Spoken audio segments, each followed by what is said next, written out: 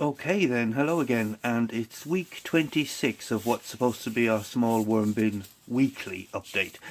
Now my last update was week 23, and I promised you faithfully I would do my best to get a weekly update going again, and I kept my promise. I did do my best, but unfortunately, because of everything that's happening in real life, and also now because we're in the sort of Christmas period and everything else, has been impossible to get the weekly updates back in sync. But we're at week 26, and believe it, it's incredible to think that this little mini-series has been going now for half a year.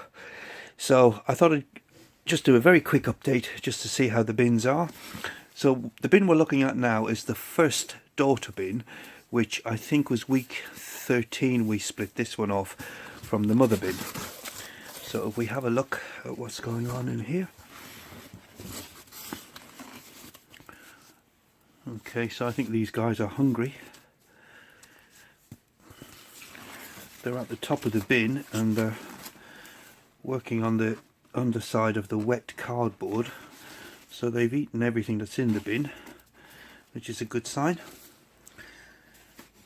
And they're now working their way up to the top. So we just go through the bin. I can't actually, the angle I'm at, I'm trying to try this camera out on a tripod, so I can't actually see. Oh, there's a nice cluster of them there. There must be some food left in there. I can't actually see what I'm recording. So I hope this is coming out all right. The bin feels nice and fluffy. There's a little bit of a smell to it, but it's the smell of wet cardboard. If you put wet cardboard in your bin, you'll know the smell I'm talking about. It's I don't know how to describe it really. It's a bit of a sharp sort of smell, but it's not offensive in any way. Yeah, so they've eaten absolutely everything. So they're a hungry, thriving lot in this bin. Everything that was fed to the bin last week, which was roughly 1 kilo of scraps, is all gone, and they've started working on the other underside of the wet cardboard. I love finding these are little bits of melon peel. So I'll just get some air going into the bed so it doesn't get too compacted at the bottom.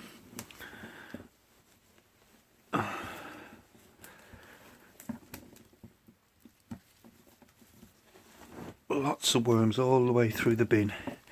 So this bin is doing really well.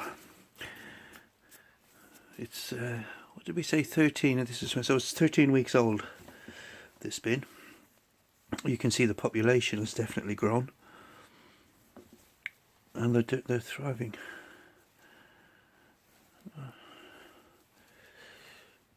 They're spread all throughout the bin, at every level of the bin. So I'll give this another kilo once I've finished the update on the other bins, when we have a look at what they look like. And I'll cover up and leave. I don't know if you can see that. There's a... I don't even know what I'm pointing at now because I can't see what I'm recording. But that's a tiny little one. Not too long out of its cocoon. A good sign there's plenty of cocoons in here and they're hatching. So I'll pause for now. There's another little one.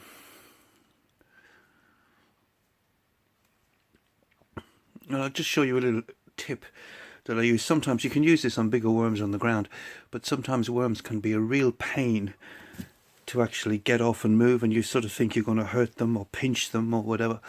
But a really easy way to get a worm, I've got worms in this, is just take a bit of castings or mud or earth or whatever and just press in. The worm will come off, no damage, into the soft earth, and then you can just return him back to wherever he came from. That's it. I'll pause now and we'll have a look at the second daughter bin and see how that's doing. Okay, so this is the second daughter bin, which I think it was week 20 we split this one off. So this one is 6 weeks old. Let's see how it's doing. Oh, right, okay. So they're working on the underside of the cardboard of this one as well. Right, let's have a little closer look. So because they've been in the dark, they came up to the top. Now you'll see the light driving them back under.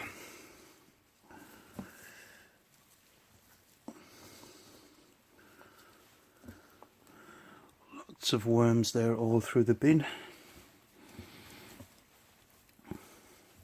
Still a lot of the straw from the guinea pig bedding, which I use as bedding, but no sign of food.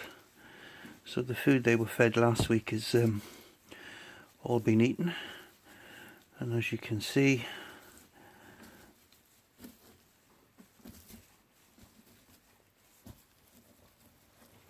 they're actually working on the cardboard bedding.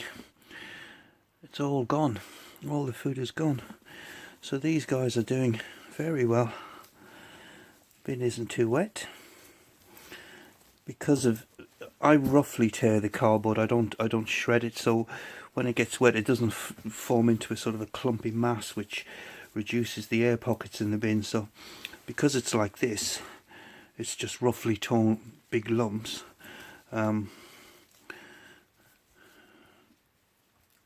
It helps with maintaining the airflow through the bedding in the bin. And again, that's all we have left of the melon that was fed to them, just the very outer skin. So I'll give this a kilo again, and not much else to do with this bin really. It's doing really well and the worms are thriving, so that's good to see. Yep, happy with that. And if you can see the sides of the bin, no castings along here. I'm not sure what's in shot, but I think you'll be able to see that, no castings. So they're staying in the bedding, they're not trying to get out of the bin. And one of the things that helps is, because these are open top and I just have a thin sheet of cardboard or some shredded newspaper on top, the sides stay dry. So it doesn't encourage the worms to go exploring like happens in the enclosed systems, like the stacked wormery, which I've done a couple of videos on, and I'll do some more of them in the future. The sides are always wet because it's sorry, I got distracted with something. I thought I saw something in a centipede in the bin, but no. There was something that wasn't a worm, I'm sure of that. But anyway, what was I saying? Yeah, the sides of those plastic, and this is plastic as well, by the way, but it's just because it's open, there's no moisture. So the enclosed systems encourage a lot of moisture on the walls, which makes it really easy for the worms to go moving. Any worm moving across these walls here, because they're dry, they'll shed moisture in doing that, and the worms don't like to do that because it dries them out, and they have to stay moist to exchange gases through their skin so that they can breathe. So it's one of the reasons why I don't really understand, and never have understood, putting wet covers. If you read the if you read a lot of the literature on these bins, these enclosed type bins, it says to put a wetted down carpet or coir matting or wetted down cardboard on top of the bin. And I've always thought to myself, why would you wet it down? Because as soon as the worms come in contact with it, they're going to love it. So it'll just encourage them to push on past it because it's wet. What they need is a dry barrier. And they think, uh-oh, I don't really like this, because as I move through this now, I'm going to shed moisture, and that's going to make difficulty breathing. And a worm in the outside, you know, sort of outside of a moist environment, will live for about 60 minutes, which is not long. And they seem to know this, so they don't risk it. or very few of them. There's always a few head cases that will try anything, even in the worm population. Not too dissimilar to humans, really, in that way. But yeah, I never got this advice to always put something wet on top of the bin when you're finished. I always think, no, dry, lots and lots of dry stuff, and that'll discourage them from pushing on through it. So that's the second daughter bin. Another little small guy there. So again, evidence of lots of cocoons, and they're hatching, which means they like the environment. This is I don't know if that's the same guy that transferred over to a different finger and didn't come over, if that's another guy I picked up. Let's see what's going on in here.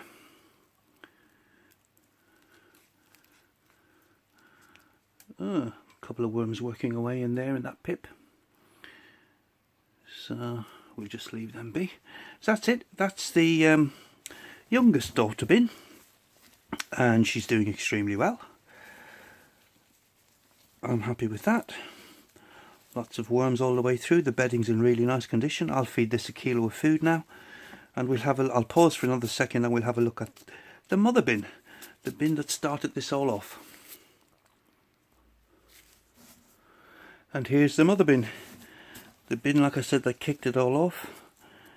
As you can see, again, my worms do love their melons. Just the very outside skin is all they leave. So let's have a look at how these guys are doing. And as you can see, the population has recovered. I don't know, is that in shot? Extraordinarily well.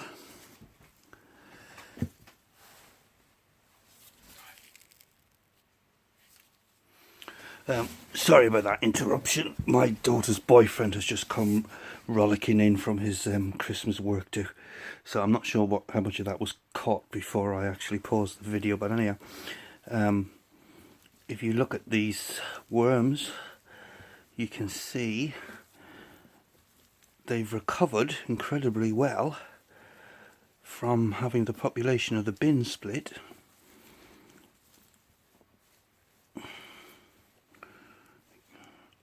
Melon. You can tell we eat a lot of melons. I think I made this comment before in the video. You can tell a lot about a family by what goes into their worm bins. But yeah, these guys are... this bin has recovered remarkably, really. If you think this is the mother bin, now this was split very early on, I think before I even started filming. I think I started doing this little series when we were in week 3 or week 4.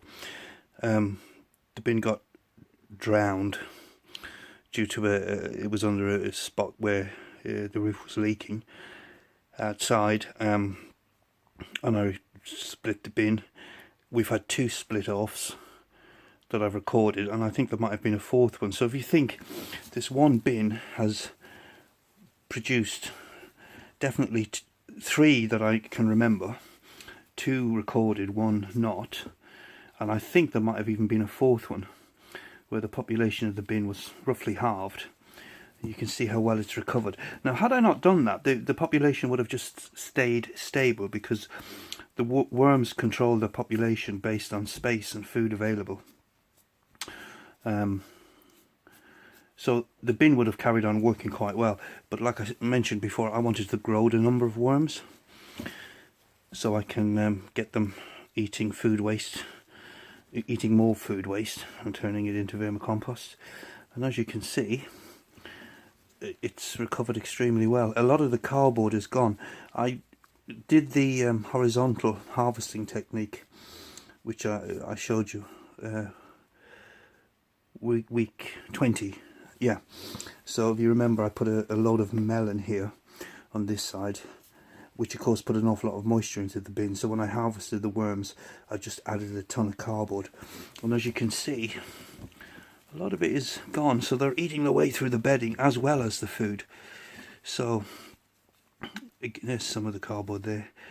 This bin is back up to quite easily coping with a kilo of food waste a week, which doesn't sound a lot, but when you add it all up, and when you consider now the 3 worm bins, it's another little tiny guy. So again, good evidence that there's plenty of cocoons in there and they're hatching. Oh, and talking of cocoons, I just picked one up on my glove. Don't know if that's in focus or not. Now that's dark coloured, so that's about to hatch. It's that chocolatey brown colour. So it won't be long before we have another little newborn in this bin. So yeah, overall extremely happy with the way this is recovered. And if you consider the amount of worms in here, you'll see it's recovered very quickly. So what's happened is, as the population was reduced, possibly a lot of the cocoons, if not all of them, hatched. It's an incredible. It's just mind blowing. This is why I'm fascinated with worms. It's just mind blowing to me how these things happen, you know, with natural triggers in the environment. So there was obviously an awful lot of cocoons in the bin as soon as the population was reduced, but the food supply stayed the same. The environment triggers all these cocoons to hatch, which is why you can see from the worms there's a lot of young ones. They're not mature because they haven't got the clitellum. So these are all sort of late age juveniles. They're going to hit adulthood quite soon. So once again, very happy with the way this bin is doing. I'm going to feed this a kilo of food, and that's it. I'll update again. Now, I'm not going to promise I'm going to update next week, because next Sunday is Christmas Day. So speaking of which, I just want to say a huge thank you to everybody who's subscribed. I want to thank you all for your support and your interest.